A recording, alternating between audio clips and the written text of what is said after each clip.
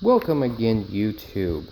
What I'm going to be doing in this video is I'm going to be changing out that sensor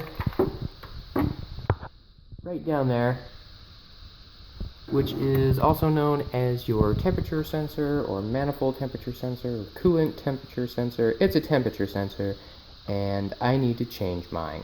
So let's get into this. The first thing you got to do is take your cap off, relieve pressure, because if you have pressure going in here, even if the engine's cold, mine was cold and they still had pressure built up, but you release that. If you don't, the tube right up there, which holds coolant, is going to spray out whenever you loosen up that little clip.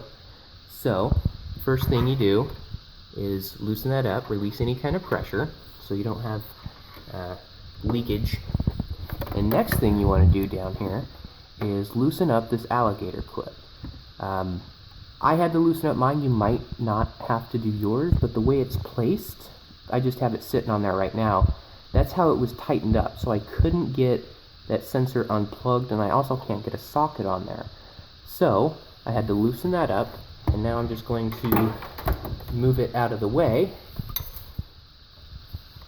up here, just to keep it on, but out of the way. Now I can actually get to the sensor. So it's just a clip on top. You take the clip out, super simple, and there you go. You can take a look at your terminals, see if they're still good. If you want to, you can get a little wire brush and clean it up just a little bit if there's a tiny bit of rust. They say not to put any type of grease or lubricant or anything in those terminals. So just a note, don't do that. And now I finally have room to get a socket in there, and obviously an extension, and because there's no really other way to do this. So now I need to get an extension and a socket, everything set up, and to get that out. So there's two ways to go about this.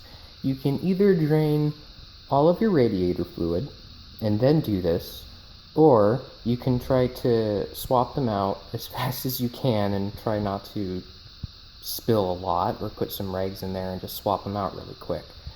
How I did it was I just swapped them out because I didn't want to pay for a whole bunch of new fluid, some antifreeze. So if you do want to drain it all, then you just go underneath of the radiator, and I'll show you where that's at, and you just drain it from the plug. So you're going to need a 19 millimeter, or whatever the conversion is for that. I've got a pretty long extension on here, and that should be enough for it to fit over the top of the black portion and actually lock in there to where I can ratchet it out. Here's just an example of what the new one looks like.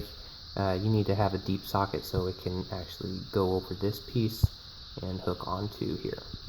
To get to the drain plug, here's the front of the car. Down, underneath, and got it laid up in here, right up there. See where this black little plug is? That's going to come out. It's going to pop out, and then everything is going to drain out of there. That's also used for any kind of flushing or anything. That's the drain. So if you do want to do it that way, go ahead and drain that out, and then we'll go up top and we'll get this thing out. Alright, I got the new one in there. Now I just need to put the socket in and tighten it up. Alright, now that it's tightened up, I can put the clip back on there, and also the clip back on the hose above it, and I should be good to go.